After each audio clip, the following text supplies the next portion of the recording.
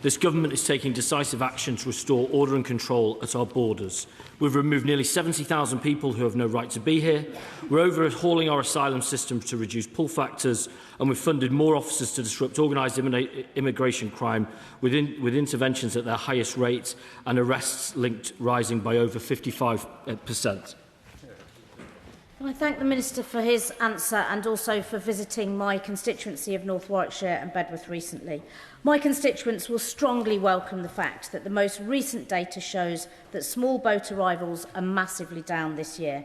But can the Minister confirm to me that this important progress is just the beginning when it comes to restoring order and control at our borders? Minister. I'm grateful to my honourable friend for her question. When I visited her community, I heard in no uncertain terms on the doorstep just how important this is to people. It's the same for my community and the rest of the country. That's why we're stepping up the international action that we have, including the important new deal with France, but also domestically legislating through our immigration and asylum bill to create the system that I know her constituents wants, which is a fair one, but a firm one. Chris Philp, Shadow Home Secretary. Thank you, Mr Speaker.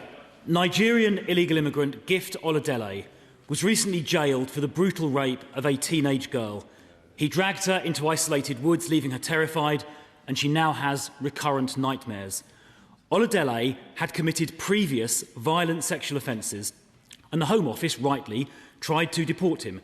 Yet an immigration judge allowed him to stay because of Oladele's human rights. He then went on to violently rape a teenage girl. I believe the rights of women and girls to be protected are more important than the supposed human rights of foreign rapists to stay here.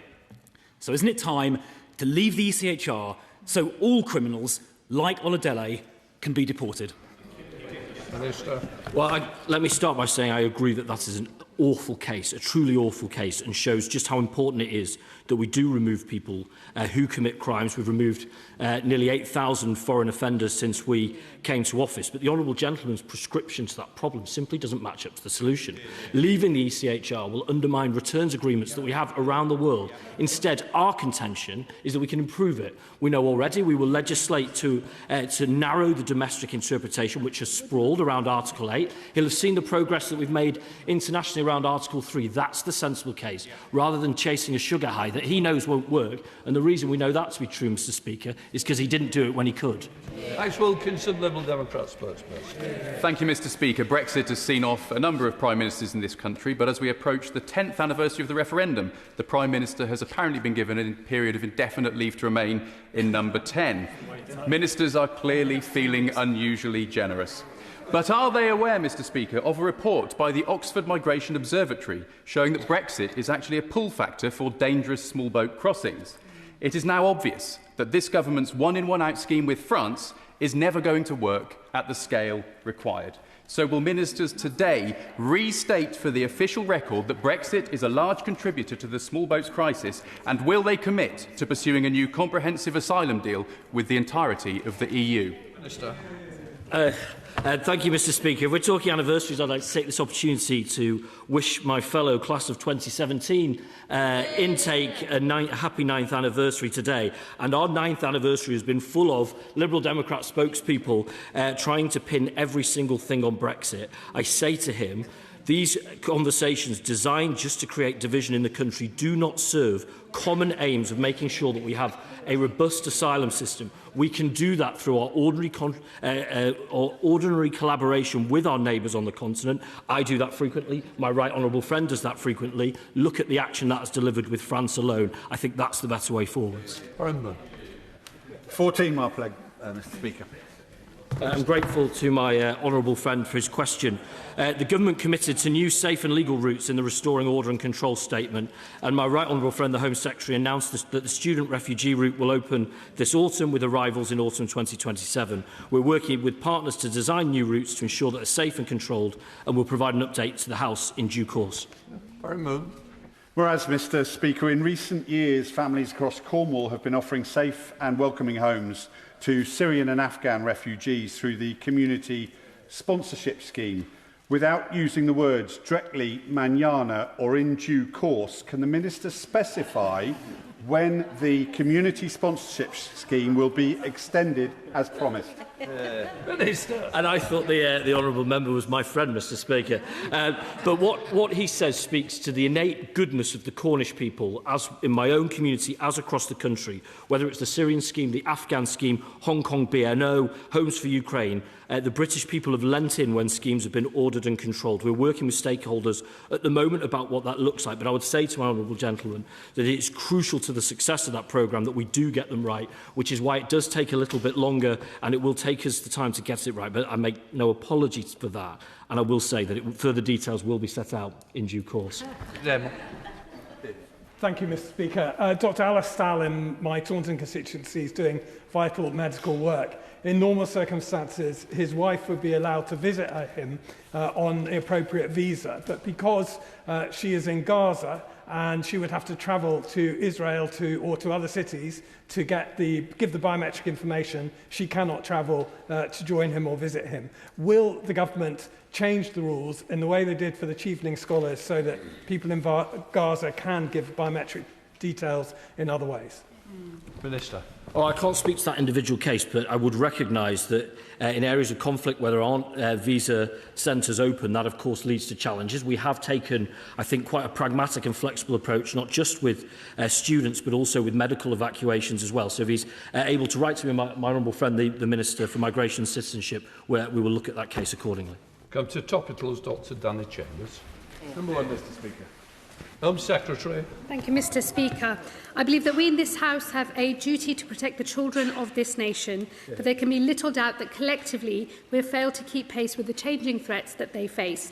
Nowhere is this more apparent than in the horror of online sexual exploitation and abuse, but we have now begun to change the story. Today we lay down the gauntlet to tech firms. We've told them that they must block nudity on children's phones. We know the tech is there. We know there is a way. The question is, do they have the will? The tech firms now have 3 months. The clock is ticking. If they do not introduce these controls, we will legislate and force them to do so. This is a landmark moment in the protection of children in this country, so may I end by paying tribute to the woman who has pushed for this harder than anyone else, my friend and former colleague in the Home Office, the Honourable Member for Birmingham Yardley. The children of this country will be safer as a result of her work. Dr Danny Chambers. Thank you, Mr Speaker, and also pay tribute to the member for Birmingham Yardley for her immense campaigning and work in this area. Could the Minister be more specific about what actions will actually be taken to prevent women and girls becoming victims of AI-generated sexual content? Because this really can ruin lives. Secretary. Well, the Honourable Gentleman is absolutely right. It can ruin lives. The Government has already been holding different platforms to account. He will know, of course, of our row with Grok and the action that we forced as a result of that. We are very alive to the online environment and what that means for deepfake images, for nudification apps, all our areas that we have already taken action on. This action today on device-level controls to block nudity for children is a game-changing moment, because it will prevent children from becoming sex offenders before they even know what sex is. It will prevent them from being victims of sextortion, and this is the right way forward. Laura Kirk-Smith. Speaker, my local Jewish community does not have a dedicated building to meet and worship in. This means that they're not eligible for the government's expanded support for Jewish communities, which is primarily aimed at these fixed places of worship. I really welcome the government's expanded commitment, and I welcome and I'm grateful for their engagement with me on this. But could I ask the Minister, please, for an update, including on this idea of whether support could be extended to security guards? Sir. Mr Speaker, my honourable friend may be aware that I recently met with the member for Mid Buckinghamshire and the rabbi for South Buckinghamshire. She will know the Jewish Community Protective Security Grant Scheme administered by CST funds security measures such as CCTV, alarms and fencing, which requires a fixed site to install and maintain. However, I fully recognise the fear and concerns raised by mobile Jewish congregations, and we're working closely with CST to understand what more support we can give. So, Secretary of State, Home Secretary Chris Philp. Thank you, Mr Speaker. The Police Anti-Racism Commitment, a copy of which I have here, published in March 2025 by the MPCC, asks police to reverse engineer the same arrest rates for different ethnic groups, even though offending rates are different. It expressly calls for different racial groups to be treated differently, saying, and I quote, "People should not treat everyone the same. and, quote, not being colourblind. This is a formal policy requirement for two-tier policing. I've been raising this for over a year and I've never had an answer, including from the Home Secretary last Tuesday. So let's try again. Does she agree that this racist and dangerous policy document should be immediately withdrawn? Yes or no? Home Secretary. Mr Speaker, he knows full well that the NPCC, which is independent of government, is rightly reviewing the wording of its policing anti-racism commitment to ensure that there is no ambiguity or suggestion of differential treatment. He speaks from a sedentary position. Let me just say, I've taken more action on preventing differential treatment in the criminal justice system than he or his party ever did. Chris Philp. Thank you, Mr Speaker. Still no clear answer. Now, moving on, we have repeatedly raised serious concerns with the government's Islamophobia definition. Now, South Wales Police has instructed staff to record anything that goes beyond, quote, legitimate discussion of Islam, even if there is no crime. This could then be disclosed on someone's DBS check. Police officers in South Wales will now have to decide what is or is not legitimate discussion of Islam. No other religion is treated that way in South Wales. This is completely wrong. Parliament has repealed rightly blasphemy laws. Criticising religion is part of free speech. So does the Home Secretary agree that this guidance is wrong and should be immediately scrapped? Let's try a simple yes or no. Home Secretary. Well, given that he represents a party and a former government that didn't take any action at all, either on dealing with hate crimes, anti-Muslim hatred, or other forms of hatred, I'm not going to take any lessons from him. Let me just make very clear from this dispatch box, the police, wherever they are, South Wales or anywhere else, must always police without fear or favour, and we are all and must always be equal before the law. Liam Conlon.